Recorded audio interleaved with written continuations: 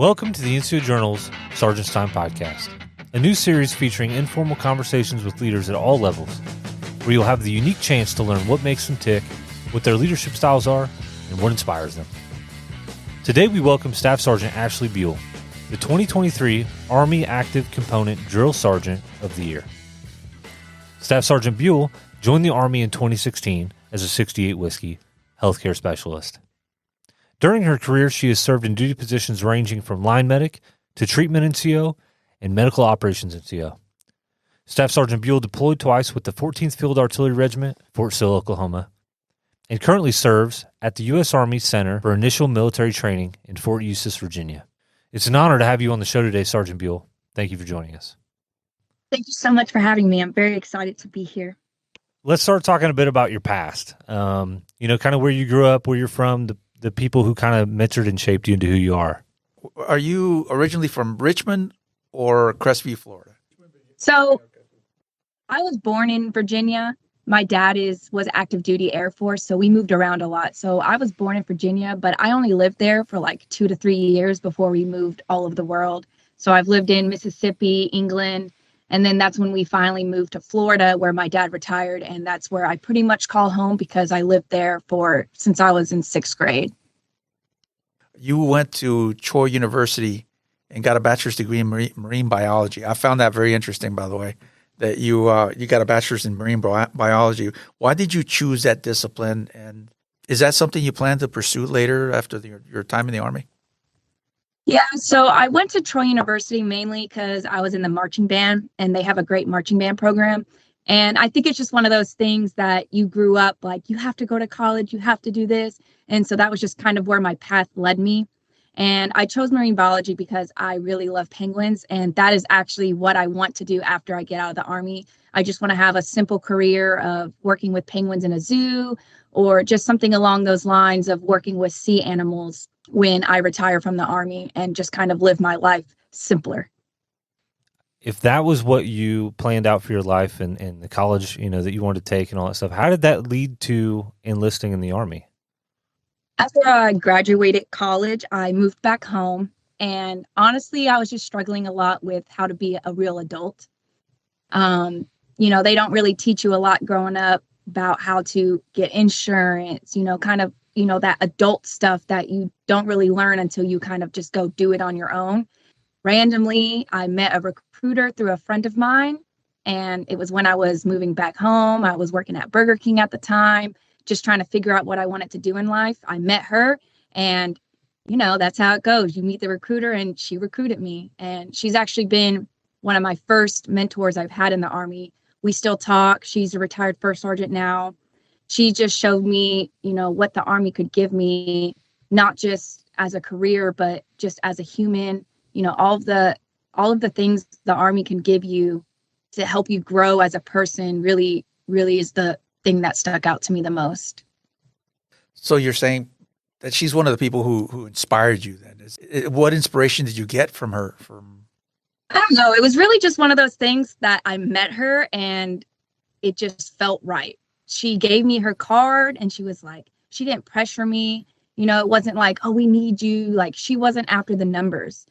She was a recruiter that really wanted to put the best people in the best positions in the Army.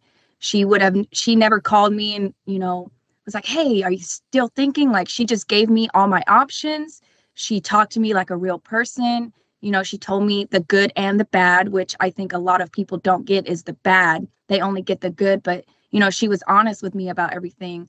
And when I looked at her, I was like, wow, like a strong leader, a strong woman. I was like, this could be me. This is what I'm missing in my life. Something for me to strive for.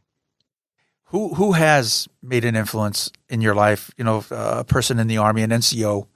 Has somebody made an impression on you, or somebody did you have a mentor who influenced like the way that you look at leadership, the way that you treat the soldiers that are under your care? Is there somebody? I mean, can you tell us a story of somebody that had that kind of influence on you and who you are now as a leader?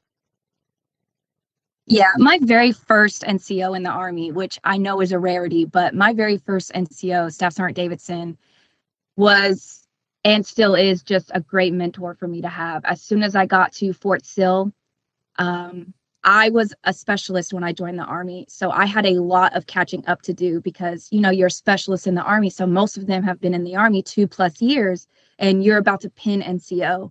And so for me, coming in with still kind of like a private mindset, like I had no idea anything about the Army. And so, but he wasn't afraid to help me out. And he wasn't afraid, I wasn't afraid to go ask him the stupid questions that a specialist should already know. So he treated me like an NCO, but he still gave me that groundwork to kind of develop myself and kind of learn my way around who I wanted to be as a leader. He was there for me whenever I needed him, and he still is. He actually became a drill sergeant before I did, and that was kind of also one of the inspirations. I was like, man, that looks super cool. Like I could do that. And it's just like one of those things that like I saw him doing all this stuff and I was like, I could do that too. And, he supported me through every step of my career, even to this day. Yeah, I think it's important that we have NCOs that kind of help bridge that gap after, going to training and then getting to your first unit. You kind of need that person to like guide you in the right direction and show you the example. Yeah, I believe like the first unit of assignment for all new soldiers, like that is the breaking ground if you choose to stay in or not. And a lot of people are like, don't judge your first duty assignment, but it's like you kind of have to because that is your first taste. And I mean, that's part of the reason why I became a drill sergeant. I know we're not there yet, but that is one of the big things. Like those trainees get to see you. You're their first taste of what the Army is like, what NCOs and leadership is like. So if you are a great leader and you take care of them, that's what they're going to expect the rest of their career. And I hope that that's what they're going to reciprocate when they become the NCO. What do you think is one of those examples that Sergeant Davidson provided that you're going to take with you? I mean, he just taught me to, stand up for myself. You go through difficult times, you may mess up here and there, but even if I messed up, it wasn't, he wasn't throwing the book at me. He wasn't talking down to me. He could just be open to me about things like, hey, this is the problem you had. This is where you went wrong. So let's try to revert this for next time. So that way it never happens again. And I never felt like embarrassed if I messed up in front of him. So I would never want someone to feel embarrassed if they messed up in front of me. Because, I mean, everyone literally makes mistakes, and it's how you learn from that mistake and recover versus, feeling like you're the worst person in the world because you did one bad thing wrong. I think it's definitely a big misconception throughout Army leadership in general. Like, there's nothing wrong with sharing who you are as a human because that's all we are at the end of the day. Like, I take this uniform off, we all go home to our families, friends, whatever, and we are just human. And I mean, of course, there are those times that you have to be that hard-hitting NCO. But if we're just working in the office, at the motor pool, like that is what makes you a good leader. It's just being able to have these open-ended conversations about literally whatever they want. You were talking a lot about, making mistakes and how you had a great NCO kind of not throw the book at you for things like that. Can you tell us a time when you failed and then how you moved past or grew from it?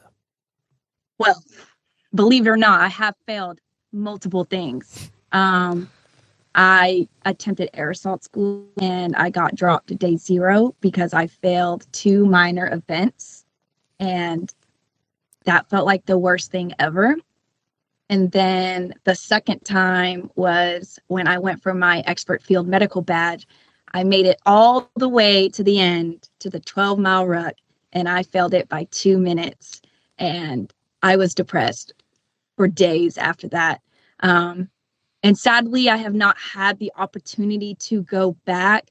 But I will say, like, those failures sometimes do prevent me from wanting to try again.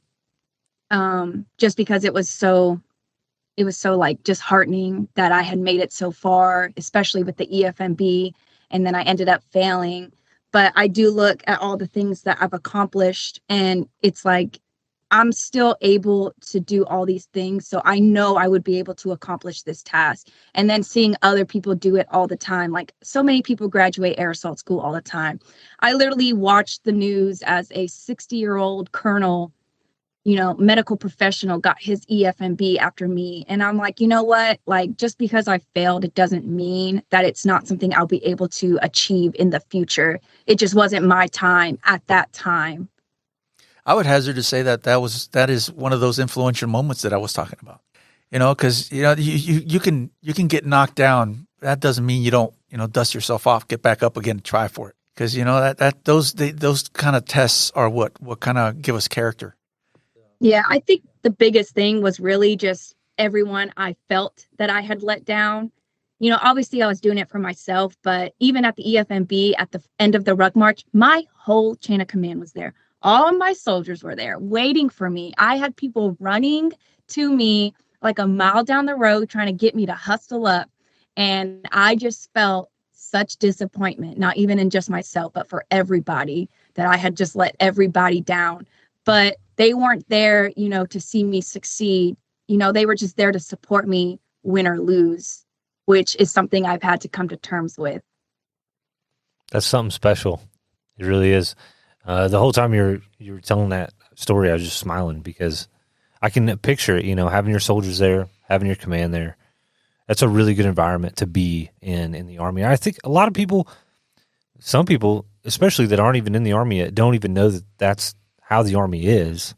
And I think that it's, exceptional experience that we all have in the Army at some point. As it should be.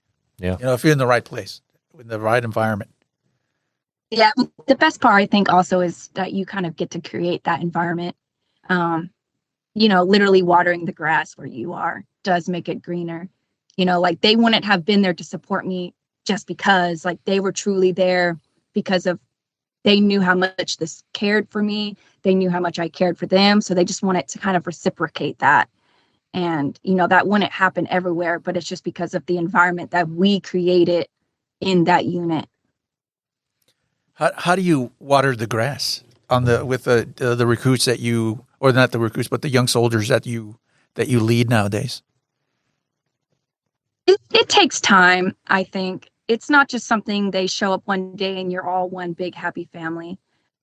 It's just like one of those things that you kind of have to not necessarily keep proving yourself every day that, you are a good leader, but just showing it as simple as, hey, we have to go to the motor pool, but I'm not just sending you, like, I'll just go with you. It's not just someone that's always like, hey, do this. It's like, no, I will do it with you if I can. But having them understand that, hey, I might not be able to be there all the time for all these tedious little tasks we get. But if I'm able to, I have no problem going out there and doing the same thing you're doing. I would never make someone do something I would never want to do. And so I think that's a big thing of showing them, not just telling them. I had an experience in boot camp where we had a couple of drill instructors who were hard all the time, but every now and then when we did something that we just didn't understand, it's like, why are they having us do this? And it was miserable. They would put us in the classroom after, of course, they smoked us for a while. They would put us in the classroom and sit us all down, and then it would be like symbolic. They would take off their smoky, and they would talk to us like human beings. But when they put their smoky back on, it was on. It was on. Yes. Yes. But that was symbolic, and it stays with me. It'll stay with me till the day I die. When I watch, drill instructor Sergeant Khan take off his cover and kind of put it on the table behind them, it just carried so much weight because from that point on, he was a human being who was looking at us as human beings, and I think that's an important point. That's something that you made here, is that we're all human beings. And ultimately, that the kind of leader you are is displayed in the way that you treat the people that you deal with, who don't have the rank that you do and all that. Well, I think Chago teed up a good segue for the drill sergeant talk and kind of asking you about your career. So where were you a drill sergeant, and for how long did you do it? So I became a drill sergeant. Well, I graduated from the academy in the end of 2021. So I started my actual trail time in 2022 beginning, and I was stationed at Fort Jackson. And I did 6 full cycles before winning the competition. What did you have to? I mean, okay, tell us about the competition. I read a little bit about it when I was doing some research on what you kind of went through, but I didn't quite delve that deep into it. Tell us about the competition. Yeah. So first with the competition, something that is not very well known throughout just the Army in general is that the Drill Sergeant of the Year doesn't just result in a winner, it results in a job. So we're like the only competition that if you win, you do that job, which is what I'm doing at CIMT, helping influence policy, regulation, helping improve lives of drill sergeants and the trainees in the initial entry training environment. So that is a big thing. It's not just like any other competition of the year. Like you win, you get your prize, you carry on with your normal duties. You are required to PCS to Fort Eustis for a year. So it is a big strain on a lot of things. It's not just you win, congrats, move on. We are here trying to inflict change. So for the competition, you just start at the bottom. So literally my first sergeant asked for volunteers. And I was like, sure, I'll try. Because again, you don't know if you don't try. Like I could have lost and I would have carried on. But I was like, hey, that sounds like something I'm interested in. So started at battalion level. I won the board there. And then it moved on to Fort Jackson. And then I won Fort Jackson. And then it moved on to the TRADOC level. So the competition in itself, for TRADOC at least, because installation, DSOI competitions are kind of based on the installation themselves, like however they kind of want to do it. But the TRADOC one, it was basically 4 days long. And the first day was just the ACFT and the board. And then each day after that actually represented a phase of basic training. So, the next day was red phase stuff, and then white phase, and then blue phase. So it kind of reciprocated basic training of 10 weeks, squished down into 3 days. So, for example, red phase, we had the 2.5 mile ruck march. We did a bunch of round robin exercises where we were pitching PT. We were pitching all these pitches that we learned at the academy: position of attention, hand salute, how to do a right face, left face, about face. And it was just pitch after pitch after pitch. Day 1 or day 2 technically was definitely a lot more mental than it was physical. We had the obstacle courses, but it was insane. Like you were just like, all right, pitch the prep drill, and you're okay, position of attention, move. And then all of a sudden next station, you're like, all right, pitch position of attention. So, and you have no idea what's coming next. So you didn't really have time to kind of think. It was like, here's what you're doing, execute. And then for white phase, we moved into weapons. So we had the 5 mile ruck march. We had to group in 0. We had to qualify. And then we did day into night land nav. And then mind you, at the end of each day, we're writing essays because they're looking not just for the strongest soldier, for the smartest soldier.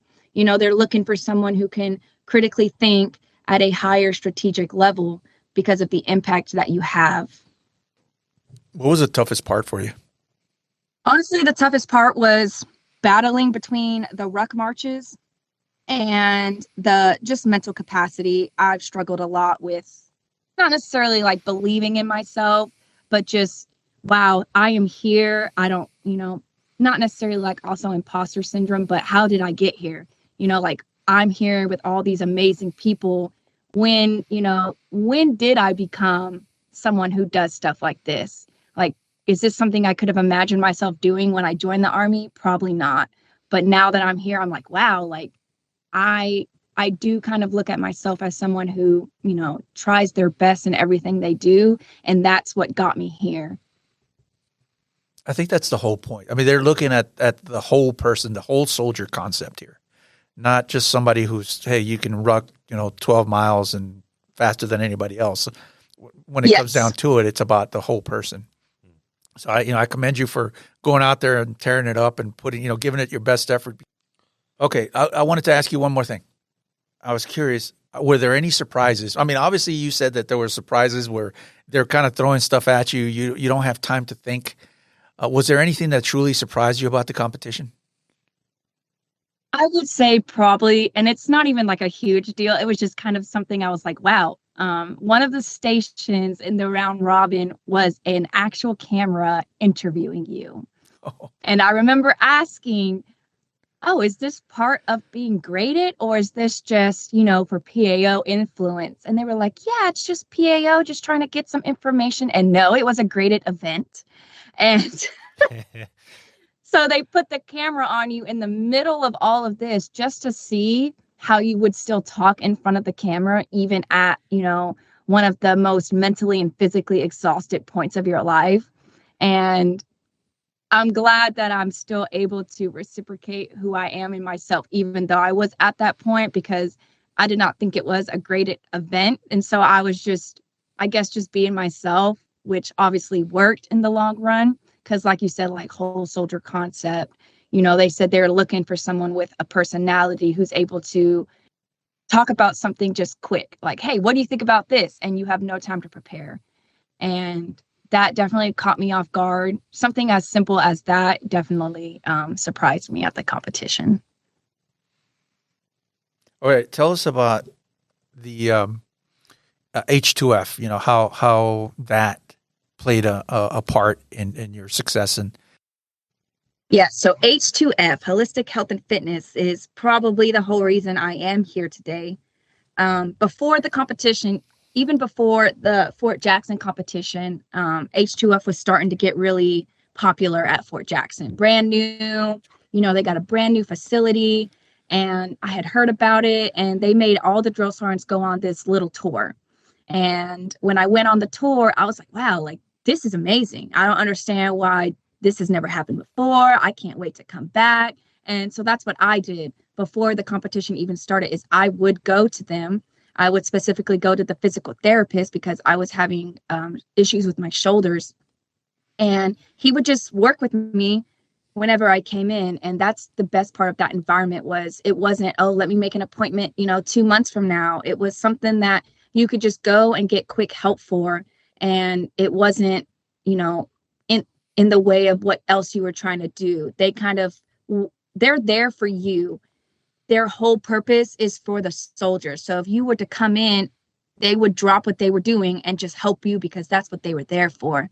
And when I ended up winning Fort Jackson, my battalion, or my brigade sergeant major at the time, was the one who had the idea of basically using me as like a pilot program of how do we get her from here to here in, these 3-4 months. What can we do if we put all our resources into her? If we give her, you have a dietitian, you have this person to help you, this person to help you, how does that look? Kind of, almost like a statistical study is kind of what I was used for.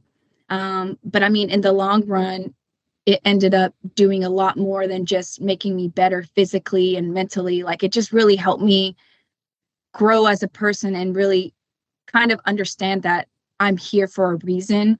Because again, with the mental part was probably the biggest part. I was talking to a psychologist, once every 2 weeks.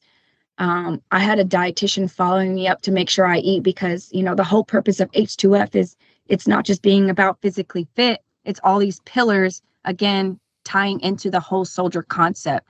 Like, you could be the fittest person, but if you don't eat well, you're not sleeping well, are you really as strong as you could be? And so that's kind of where they help me tie everything together. I was wondering if you could kind of discuss with us a little bit about your time as a drill sergeant and, kind of your overall view about it. Yes. So being a drill sergeant has definitely been one of the highlights of my career. It's all about starting the transition when you get this, civilian off the street and transforming them into a war fighter, an American soldier, which again is lining up with the Sergeant Major of the Army's priorities. War fighting, number one. We are the point that this begins. And yes, they may be cooks in the future. They may go on to be supply, but every MOS in itself is still a war fighter. And I think that is the best part about being a drill sergeant, is that you're not just training someone to do, their job. You're training someone to literally be a soldier. You are their first look at the Army. You get to help build that teamwork in the beginning. You get to help lead change literally at the lowest level. These kids come to you like a sponge, and you get to develop them to how the Army should see a warfighter. And to me, that is the best part of getting to see where they were day one to getting to see them on graduation day and not knowing what they can go on to achieve in the future. Yeah, I think I can understand with you. I haven't been a drill sergeant myself, but leading and developing, new recruits, the sons and daughters of our nation to develop and achieve and persevere through training, I think that would be extremely rewarding. It is. And Family Day is probably one of my favorite days to see, just seeing all the families run to their soldiers. And then I get to remember how I felt when I got to see my family for the first time. So it kind of really is a nice reminder of where you started and then where you are now, especially because, like I said earlier, you don't know what these kids are going to go on to do. One of these kids could be the future SMA. You don't know. And you could be the reason that they strove to get that because they remember you. So what advice do you have for those young NCOs who are getting ready to go on drill sergeant duty? And they may be a little nervous. I mean, I don't know, what kind of advice do you have for them? Well, I would say it comes with time. I was very nervous my first day as a drill sergeant. So it's very understandable because you kind of don't know what kind of drill sergeant you're going to be until you are a drill sergeant. Like the academy, you kind of learn how to teach things, how to pitch things. Then you go to your unit and it just comes with time. Like developing what kind of drill sergeant you are going to be. Because I still remember my first day was pickup day, and I remember the trainees running off the bus and they're getting in formation, and I was very nervous, but it just kind of clicks after a while. Like, as long as you're a good NCO, you'll be a good drill sergeant, because really all it is an NCO with a hat. And the hat doesn't define you, you do define the hat. So you could be any type of drill sergeant you want to be and kind of develop who you are over time. Take that first cycle and dive in. Don't be afraid to be like, hey, I want to try this. Because, the trainees don't know that you're new unless you tell them. So it's all about just presenting yourself in a manner that they look up to, which again kind of just battles back to being a good NCO. To be a good drill sergeant, you have to be a good NCO. But I wonder, what's Sergeant Buhl's definition of a good NCO? I got a lot of definitions of a good NCO. But honestly, there's just so many different definitions to being a good NCO. And it really does depend on the person. Like, to me, an NCO that is great is just someone who is there for you no matter what. Like, at the end of the day, you're about to go home and someone knocks on your door and says, hey, I need to talk. That is the line that's going to battle between good NCO and NCO. Like, are you going to stay behind and talk to this soldier about whatever? It could be that his gerbil died back home, but he wants to talk about it. Hey, we'll talk about it, And yes, it seems tedious because not everything is as important as, maybe they're having a very difficult time in their relationship that they want to talk about.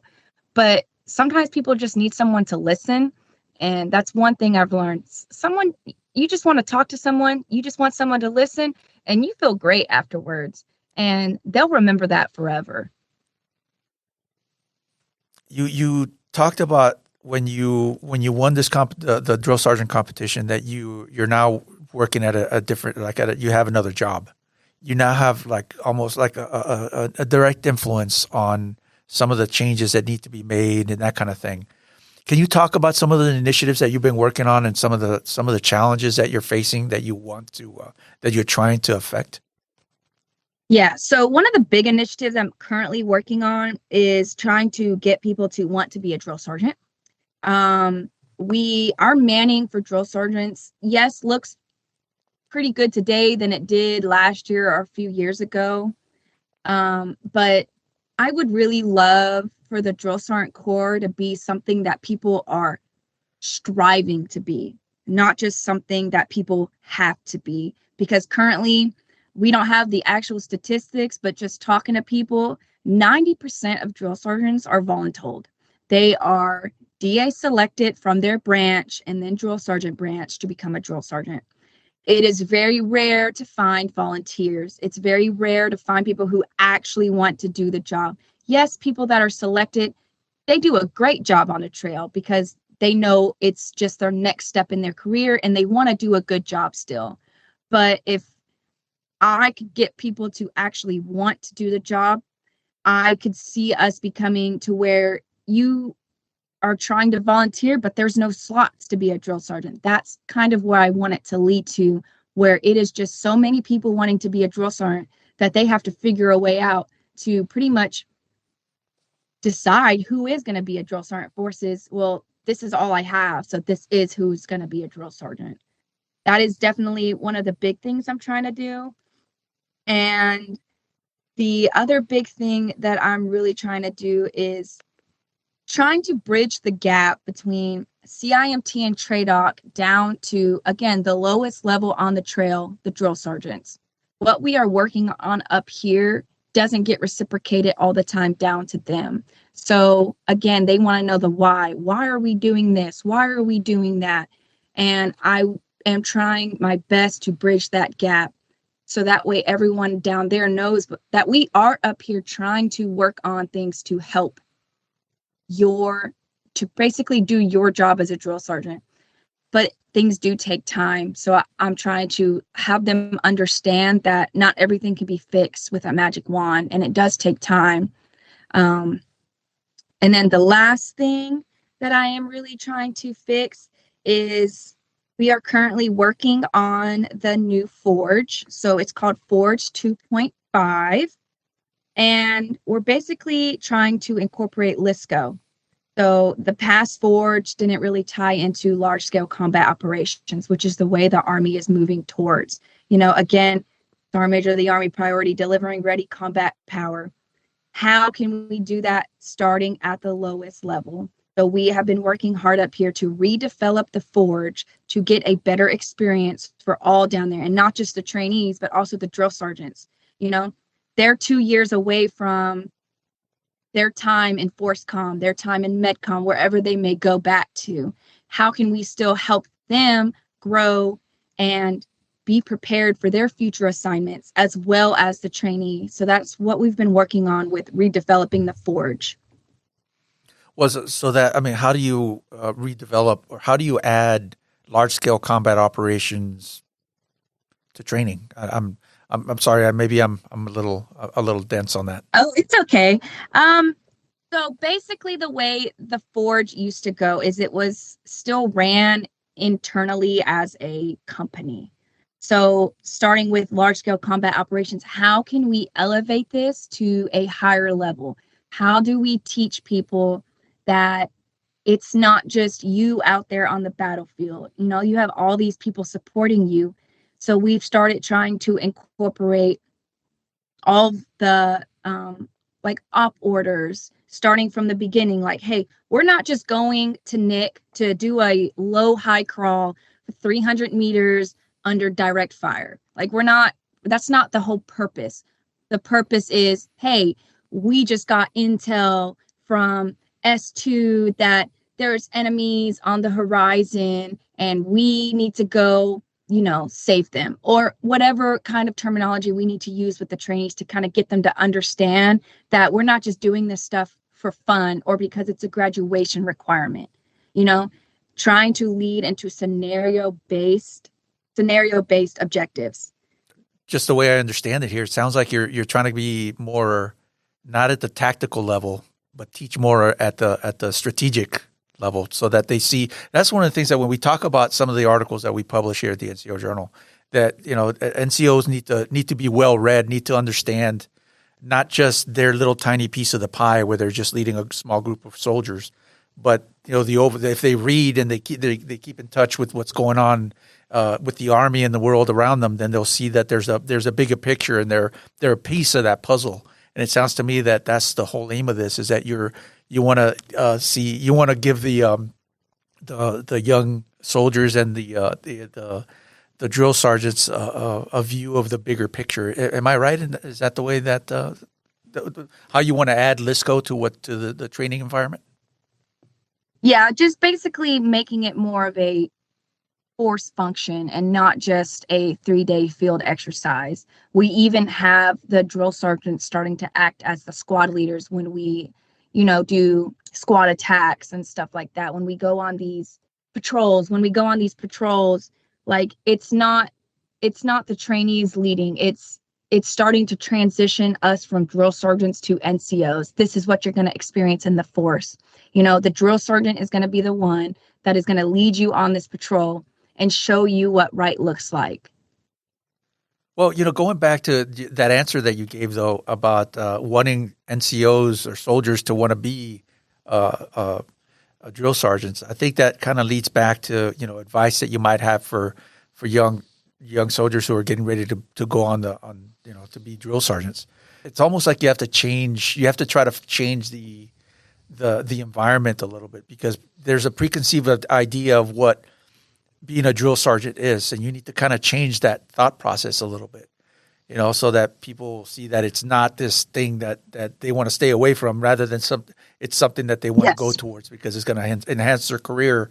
It's going to give them opportunities for promotion. Yes, and that is the big thing that we are currently working on with TRADOC. So we are planning a quote-unquote world tour, because that's what everyone seems to call it. But we're going to go to major FORSCOM installations. So Liberty, Carson, Lewis.